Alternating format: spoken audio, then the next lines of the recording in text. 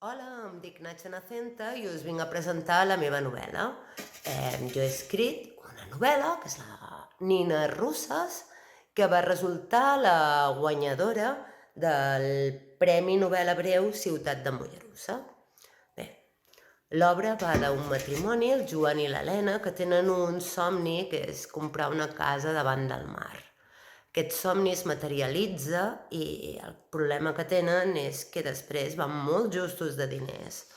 Aquesta forma d'anar justos de diners els porta a una crisi que encara és pitjor, que és la crisi matrimonial, la crisi de parella, de la qual intenten sortir-ne tan bonament com poden cadascun d'ells. En aquesta novel·la hi trobem el component de la música, que té un pes molt important, també la relació entre persones, el passat, que té un llast d'allà que hi és, i bé, doncs amb tot això anem desgranant la història a partir de la veu de l'Helena, que és una veu molt personalitzada, que va desgranant capa per capa tot aquest engranatge de nines russes fins que s'arriba al pinyol de la història, que seria la nina més petita, on acabem de veure-ho tot clar.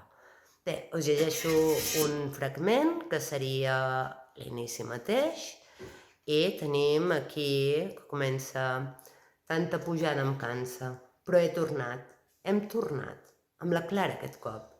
Sé que no ets de flors, així que porto les nines. Ens faran companyia. Gràcies i espero que us agradi.